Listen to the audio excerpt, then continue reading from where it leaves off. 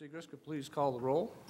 Trustee Anthony. Present. Trustee Foster. Good evening. Trustee Graham Hudek is not in attendance. Let the record reflect that Clerk Segrist is here. Treasurer Slavens. Good evening. Trustee Snyderman. I am here. And Supervisor Williams. Hello.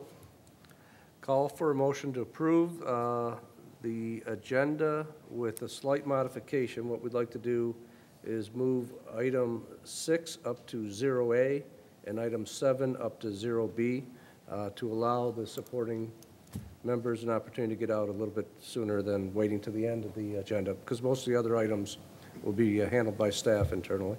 So moved. Support. In favor of the motion to modify the agenda as stated, please state aye. Aye. Motion carries. Let's see. We have 2 sets of minutes. Call for a motion to approve the minutes of August 14, 2018 meeting. Move. Support. Those in favor of the motion as presented, please state aye. Aye. Motion carries. Second set of minutes to be approved for August 21st, 2018. Could I have a motion? So moved. Support. In favor of the motion as presented, please state aye. Aye. Motion carries. Thank you very much. Now would be the time in the agenda for public comments. Is there anybody who would like to make public comments? Mr. Miller, please.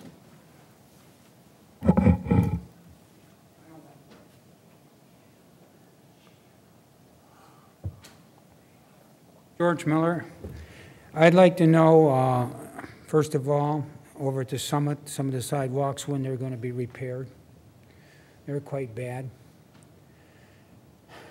Next thing, I'd like to know, senior citizens, the protocol when the power was out. I've mentioned that before. When the power's out and they have a Red Cross facility somewhere else like Dearborn Heights, I'd like to know if it's going to be offered or if it's going to be on the protocol or set of rules to transport the senior citizens to a Red Cross facility. It's open on that emergency issue, whenever it is, whenever it happens. I'd like to know also if it's that's been certified, the paperwork to put it on the ballot, the road bill, if it's been certified. I'd like proof of that on a FOIA if I have to. Then I'd like to know when some of the ditch, first of all, I'd like to know what Ford Road, is that where the roads are supposed to start, the program? I'd like a copy what your game plan is, where you're going to start for the first year or two. Okay? Good enough, thank you. Good. Let's see, sidewalk repair, we can I'll get answers on all of that. The certifying of a ballot from Wayne County, would that be a FOIA to Wayne County or a FOIA to Canton Township? That was the information I provided Mr. Miller prior to public comments. Okay, so, yeah, George, take a look at what you've got there. If that doesn't solve it, then very good, thank you. Is there any additional public comment? Additional public comment, saying none. Item 0A, request, Bill? yeah, payment of the bills, absolutely. Treasurer Slavens, thank you. Make a motion, we pay the bills. Support. Those in favor of the motion to pay the bills again this month, say aye. Aye. Motion carries. Thank you, Diane. Slow me down. That, okay. Consent calendar, which Clerk Segrist will read in one motion. Mr. Supervisor, I move that the board adopt the consent calendar as presented with item C1, consider renewal of lease for Canton Human Services Building with Growth Works Incorporated. Support. Please state aye. Aye. Motion carries. Thank you. Item 0A, request to award the Township Telecommunications System upgrade to CWG, which was item 6 in our board packet. And we have Joe with us from IT, who helped chaperone this project through our systems. So if the board has any questions, first let me read to you the summary here. Mr. Supervisor, I move that the board approve a purchase order in the amount of $297,591.65 to CDW Government to cover the cost of new phone equipment and implementation services of their proposed telecommunications VoIP replacement system. In summary, the IT Services Department has budgeted in its 2018 fiscal year to replace the aging telecommunications system serving the township for the past 15-plus years. As the township did not possess the expertise necessary to successfully execute all phases of such a project, township sought in 2017 to partner with a consultant which displayed a proven successful track record of creating, publishing submissions for review, and a respondent selection of needed services on behalf of the township. Plant Moran was chosen to perform that work on behalf of the township and executed the RFP in January of 2018. In the following months, after receipt of responses, Plant Moran and township staff worked closely together to review responses to create a list of vendors whose responses met the requirements of the telecommunications upgrade request for proposal. After careful analysis, there was only one solution proposed which met the most critical of all the requirements of the RFP, which was major portions of the day-to-day operations of the work of public safety, specifically the police department, relies on the access to and communication of information which falls under the purview of the Federal Bureau of Investigation, FBI, and its Criminal Justice Information System, known as CJIS or CJIS, security policy. The CJIS security policy is specific in how phone systems must be configured to be considered compliant when the exchange of the protected information is exchanged across the phone system. To consider any vendor proposal which did not meet those specifications defined by CJIS Security Police places the township public safety department at risk for deficient findings in future CJIS compliance audits. Township, along with Plant Moran, personnel conducted 2 vendor interviews and a live system review. Only one of the vendors which met the CJIS compliance requirements, CDW Government, CDWG. At the end of the interviews and reviews by the township, it was concluded that CDW Government and their proposed voice over IP solution provided by Cisco Corporation was the appropriate solution for the township.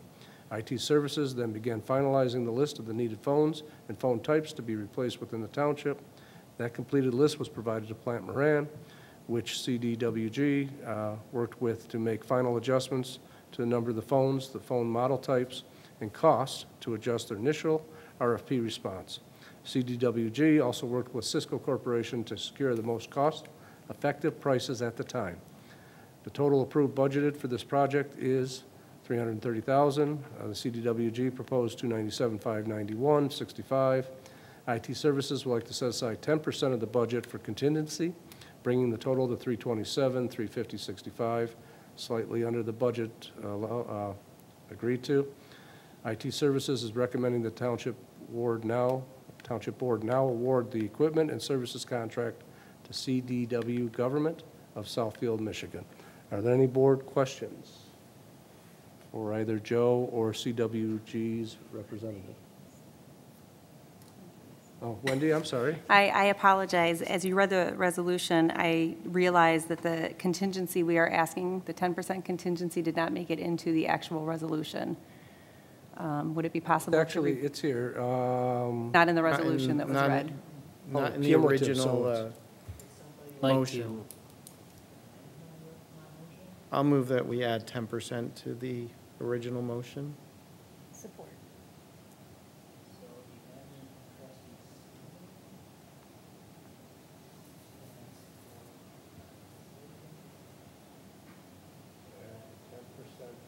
I would agree to that friendly amendment. Very good. And that's 10% is valued at $29,759. Okay? Just want, Joe, sorry to make you get up. I'm assuming that the current solution that we have in place is not voice over IP, or is it It is not. It's currently a traditional? traditional digital for the most part. In some parts, it's analog. Okay, so this could be good enhancement to our Could be, townships, yeah. yes, based on some of the add-on services that could be acquired in the future, could very well key in with what some of the departments have been asking for to help them streamline some of their work processes. Great, thanks. And Director Trumbull, will this, the full 330 or whatever it ends up being, be in this year's budget? Yeah, We'll we are spend it this encumbering year? it. We believe it's about a 16-week process once we order it through implementation. CDWG responded most thoroughly with the implementation costs. They responded in the RFP that they believe we asked for way more assistance for implementation than historically we have ever needed for any implementation. So they gave us the worst-case scenario, but do not believe we're going to use the full implementation cost. So, but that full 330, the intention is to get going on it right away, so it's up. I mean, there could be a final billing that rolls into the next year, but it's all using the 2018 budget dollars.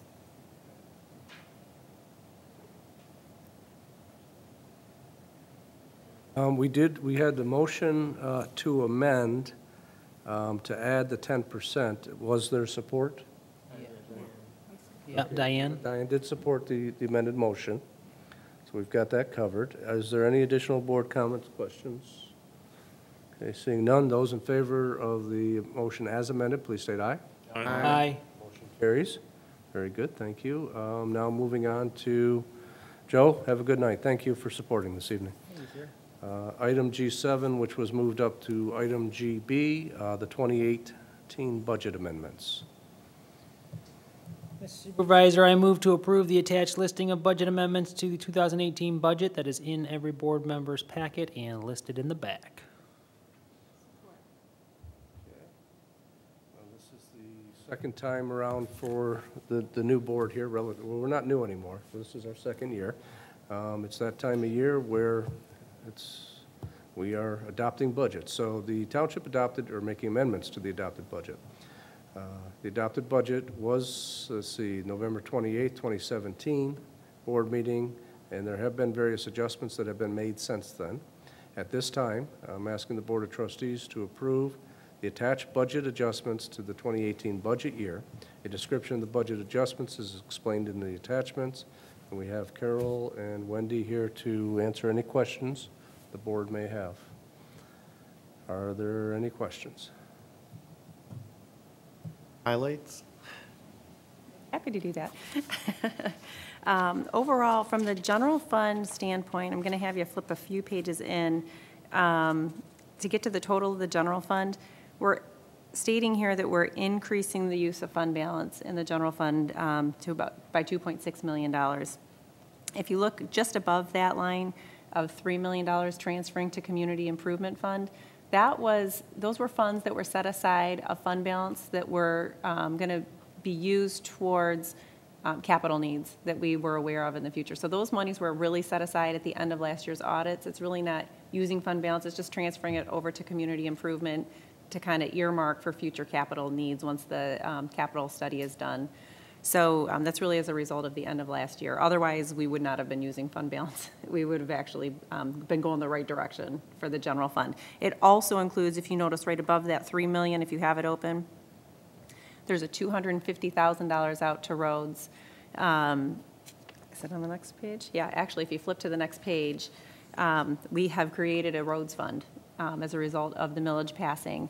There is some initial work that needs to be done in 2018 to help get the projects ready to bid out. So we are transferring money from the general fund in 2018 to cover that. We do not, although the taxes will go out on the December 1st tax bill, those will not be considered revenues until 2019. So, and January 1st of 2019, when we can recognize those revenues, we're going to pay that money back to the general fund. So general fund's just fronting some money so they can get the design work done, so we can get everything ready to bid, so we can get moving with the roads project. Also on the roads fund, you'll notice that there's a $750,000 contribution from local units.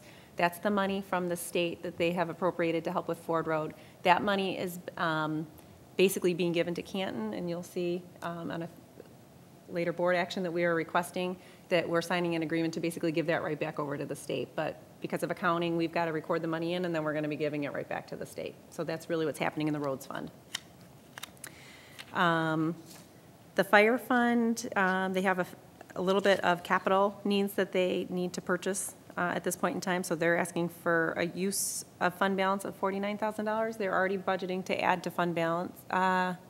They're going to finish positive at the end of the year as a projection, so they can afford to do this at this point in time. Police fund is also changed around some of the expenditures that they have. This money that they're projecting to spend an additional $47,000 coming out of grant monies that they have in fund balance. So it's for the intended purpose of the grant fund. Looking at the community center, their annual pass, and I don't want to speak too much for Greg if he wants to speak up, their annual pass revenue is doing very well. So their revenue stream is up, and some of their expenses are coming in under budget. So they're actually doing better to about $150,000. So we're decreasing or adding to fund balance for $150,000 for community center, so that's great. The golf course fund also is in the same boat, about $143,000 to the better as well, mostly due to the increase in the greens fees. Water and sewer, we have increase in use of fund balance for mainly just for depreciation charges. So that's just getting the budget in line there. Fleet maintenance, depreciation we adjusted as well. Community improvement, on the very last page, you'll see that we've got a $300,000 in transfer in from general fund. That's what we just talked about at the beginning, just to set that money aside. We need to increase the 911 service fund expenses for some professional services and capital that we know. They have money set aside. They get the 911 fees for it, so there's fund balance available there. And the big one here, the very last one, is the post-employment benefit fund. We're asking for an increase in medical expenses for the fringe benefits.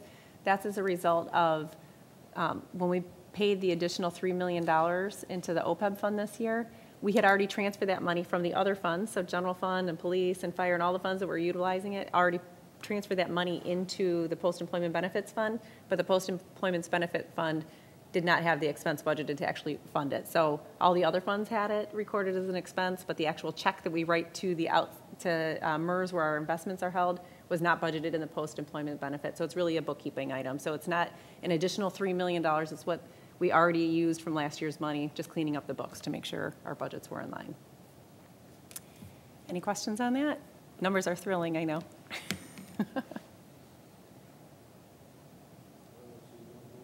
Questions? Those in favor of the motion as presented, please state aye. Aye.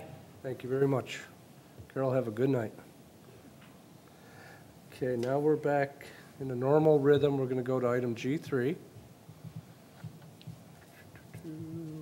Which is technically G1, and then we'll just work out from there. But the $750,000 that Wendy had mentioned, it's consider approval of letter of understanding with Michigan Department of Transportation on the Ford Road M153 Boulevard project. Mr. Supervisor, I move to approve a letter of understanding with the Michigan Department of Transportation on the Ford Road M153 Boulevard project. Support. In June of 2018, the state legislature passed a supplemental appropriation bill, SB 848, that provided for $750,000 to commence the engineering design of Boulevard to determine the right-of-way needs. The bill was signed into law by the governor shortly thereafter, thus taking effect immediately. Canton Township was designated as a recipient of the funds. The following approval of the millage August 7th, staff met with MDOT on August 15th to begin laying out the next steps in designing and constructing the Ford Road Boulevard project. MDOT needs authorization from the township in order to utilize these funds to pay for the consultant to be hired by MDOT over the coming months. A letter of understanding is sufficient, according to the MDOT finance and budget staff, in order to effect the use of the funds for the intended purpose.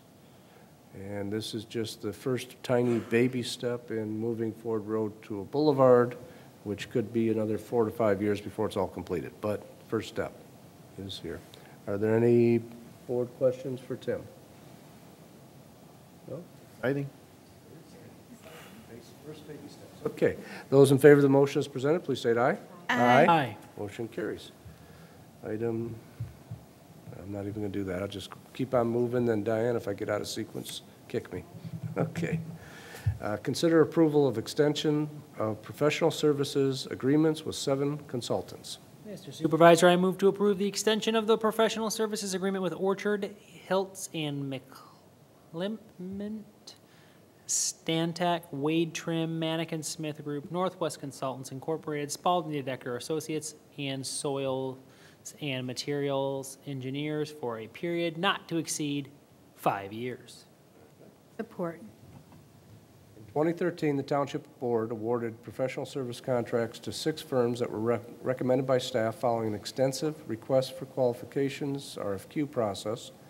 These services were rendered under what was called the Master Services Agreement for a 5-year maximum term. These firms would still compete for work as the township staff prepared a simplified scope of services request when assistance was needed on a project, and the consultants would provide the staffing to be assigned. The schedule and proposed cost of each project was all built into these agreements. These 2013 agreements will expire in the coming months, and staff desires to extend the original 7 under a new format professional service agreement. Township may choose to add additional consultants in the future. However, another round of requests for qualifications would be necessary pursuant to the finance purchasing policy. And with that being said, I know Tim worked behind the scenes with Kristen Kolb extensively on developing some changes to the agreement based on updates that staff thought was, Tim thought was necessary, and I think Kristen as well. Are there any staff questions? Or any board questions, I'm sorry.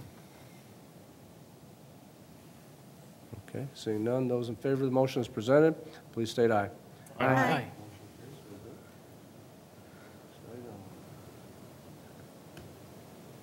Consider 2 additional absent voter counting boards with scanners and workstations.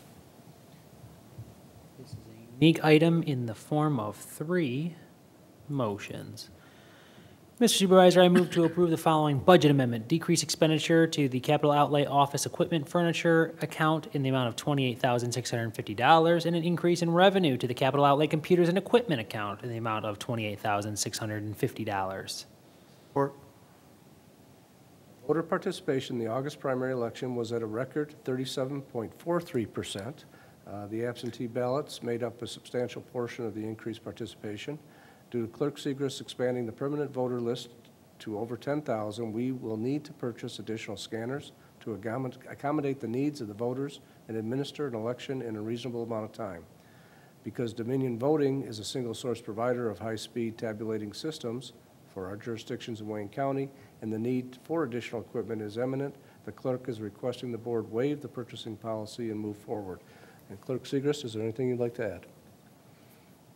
Nope. Was the August primary the first time that Canton Township has used these? That is correct. And how did did the scanners work okay, as expected, or? Yeah, so the scanners worked as well as to be expected. There were some unique challenges to an August election in the sense that there are a lot of legitimate write-in candidates, and high-speed scanners are only as good as the ballots they're scanning, and when you have legitimate write-ins, it interrupts the high-speed process. So that was something that hadn't been factored in earlier on, which is why we only purchased 2 scanners for 2 counting boards, and each counting board had 20 precincts in it. So I think the game plan going forward is to have 4 counting boards with 10 precincts in each to reduce the load and maximize the efficiency of the scanners themselves. But yeah, other than that, the scanners were fine. Yeah, the Canon scanners were great. The equipment, but there's some bugs to still work out.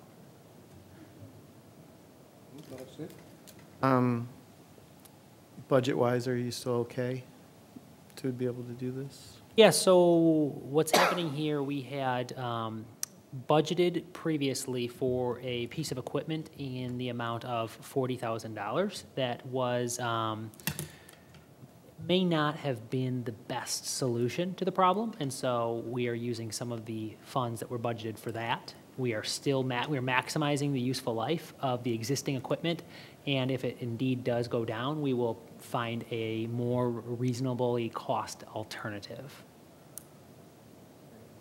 So the money was already there. Will you be able, will they be here for the November election? If you- Yeah, we've already notified Wayne County that provided this passes, we would go to 4 counting boards and ask them to start. You know, we've already balanced out which precincts would go into which counting board. And they would be in and ready and programmed and, yeah. Questions? Those in favor of the motion as presented, please state aye. Aye. Motion carries. Second motion. Mr. Supervisor, I move to waive the purchasing policy and award a purchase order to Dominion Voting for an amount not to exceed $18,050 for 2 workstations and ICC software packages. Second. The second motion as presented, please state aye. Aye. Mr. Supervisor, I move to waive the purchasing policy and award a purchase order to Canon Solutions America Incorporated for $10,600 for 2 Canon DRG 1130 scanners. Second. The third motion is presented, please state aye. Aye. Motion carries. Next item, which is why Mr. Hohenberger came in from vacation for us. Didn't expect you, but thank you for coming, Greg. Consider the approval for the emergency replacement of the rooftop Unit 3 compressor at the administration building and make a budget amendment. Supervisor, we have 2 motions with 3, or 2 items with 3 motions back to back. So I will start with first. I move to approve the following amendment to the 2018 budget. Increase expenditures to the maintenance and repair of equipment fund in $10,823. A decrease in expenditures to the capital outlay buildings and improvements fund in the same amount of $10,823. Decrease in revenue to the transfer in general fund account in the amount of $10,823. And a decrease expenditure in transfer out to community improvement fund in the amount of $10,823. Rooftop unit number 3 at the Canton Administration Building, this building, has failed. The unit, a Mammoth Model FP361, is a 6,780 cubic feet per minute unit that has its original compressor last replaced in 1986. The compressor needed a Copeland 15 horsepower unit and has an anticipated life expectancy of 15 years. The CLS staff, along with outside contractors, have evaluated the unit and determined that the compressor needs to be replaced. The unit number 3 serves this building, southwest corner, which includes the block up on the 3rd floor, the building inspector's area and the 2nd floor, and the mailroom on the 1st floor. And I know they've had fans set up all week for the block kids to get through the week, which we appreciate. Quotes have been secured for the replacement of the compressor. RTU number 3, Goyette Mechanical, was given a quote of $6,268 for the labor to install. Customer provided compressor. In an effort to keep the cost of this repair down, CLS will be securing the replacement compressor from Remicon Compressors in Detroit for a cost of $4,555. The combined total for the Goyette Mechanical labor and compressor purchase is being the $10,823. Bumler Mechanical has given a quote of $19,823. Due to the urgent need of the replacement and extremely uncomfortable work conditions caused by excessive heat in the area, it's recommended that an emergency purchase order be authorized for Goyette Mechanical in the amount of $6,268 for the labor to repair RTU number 3. Additionally, it's recommended that emergency purchase order be authorized for the purchase of the compressor for RTU number 3 for $4,555 to Remicon Compressors. Are there any questions for Greg this evening? Quick statement. It was put in 1986, and it has a lifespan of 15 years, and you've not had to replace it? Correct. Just routine maintenance, and we've replaced parts and other items on them, but our staff does a fantastic job of extending the life of the equipment that we have by doing maintenance on them. No further questions. Those in favor of the motion as presented, please state aye.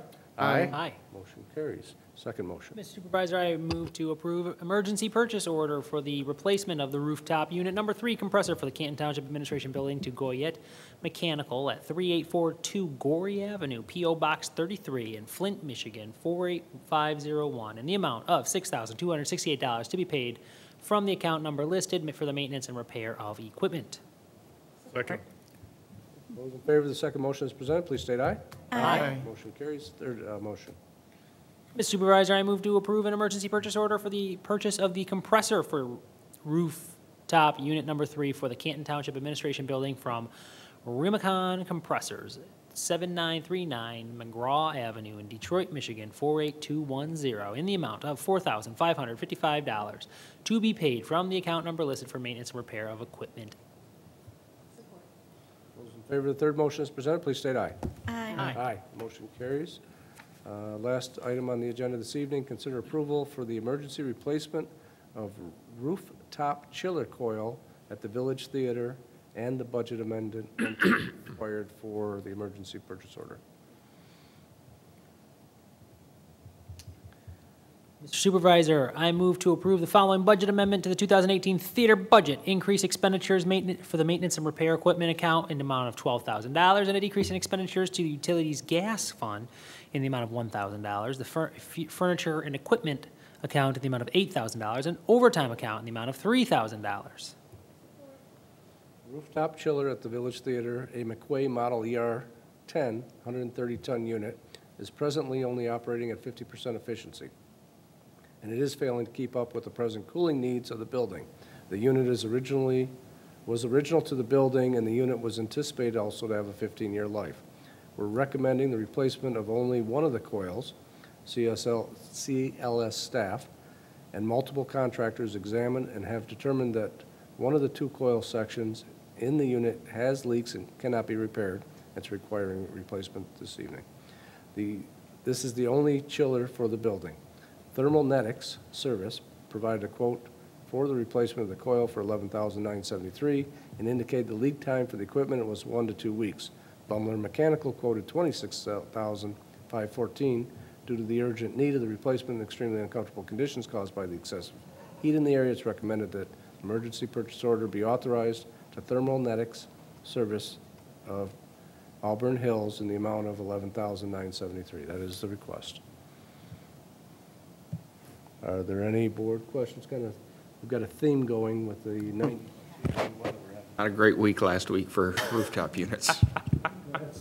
The decrease in expenditures, are those things that we think we can effectively lessen the use of this year to Yes, pay? yes. We're going to be able to absorb that within our current operating budget. There's a few things that we had planned to do that we're going to put off till future years so that we can do this within our current budget.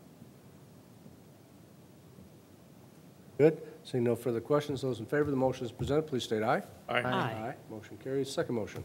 Mr. Supervisor, I move to approve an emergency purchase order for the replacement of the chiller coil replacement at the Village Theater to Thermalnetics Service Incorporated at 3955 Pinnacle Court, Suite 200, Auburn Hills, Michigan, 48326, in the amount of $11,973 to be paid from the account number listed for maintenance and repair of equipment. Support. In favor of the second motion as presented, please state aye. Aye. Motion carries. That concludes our normal G8. agenda for, yes? G8. G8? Election source.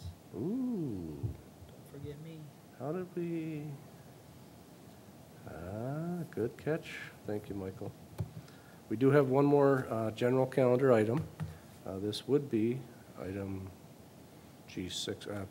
Request approval purchase order to Election Source for preparation and testing of election equipment for the August 7, 2018 state primary elections. Former 2 motions. Mr. Supervisor, I move to approve payment to Election Source at 4615 Danvers Drive Southeast in Grand Rapids, Michigan, 49512 for preparation and testing of the election equipment for the August 7th, 2018 state primary election in the amount of $11,360 from the account number listed. Okay. The Election Source is sole provider of the full service testing of ICP equipment, including the creation of State of Michigan test chart, ballot test deck creation, and on-site testing. They provided full-service testing for the ICX system, ADA equipment, additional ballot style. This included ballot test deck creation and on-site testing, calibration, and program verification. They also provided absent voter test decks and full-service testing for the ICC equipment, for the state primary election on August 7th, 2018. The attached invoice for $11,360 is for the primary election only per the Canton purchasing policy. We're over $10,000, so it must be approved by the full board. And Clerk Segrist, is there anything additional you'd like to add? Nope. Very good. Are there any board questions? None. Those in favor of the motion as presented, please state aye. Aye.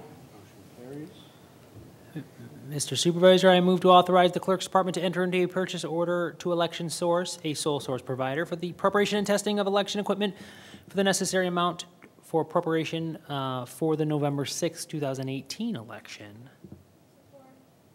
Those in favor of the second motion presented, state aye. Aye.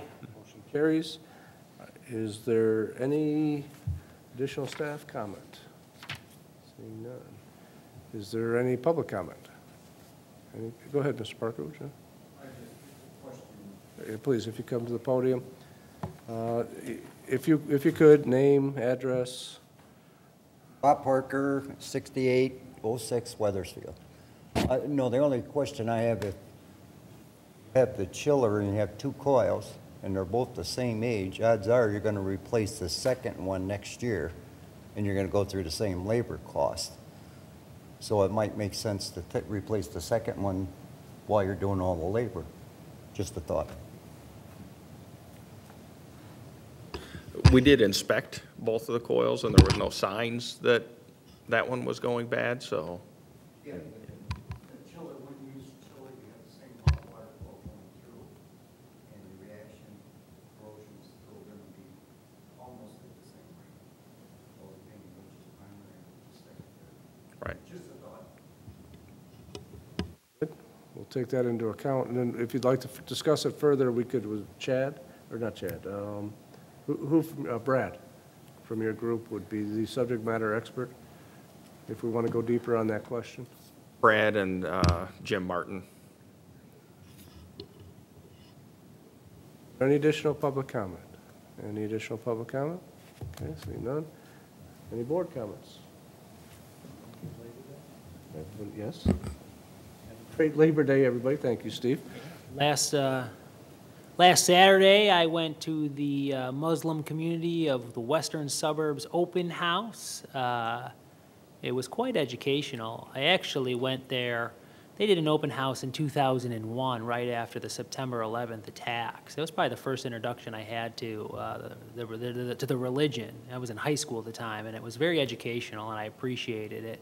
And that this is the second one that I'm aware of that they've done. Again, just to get to know your neighbor, and it was very educational. I enjoyed it, so that was a good event.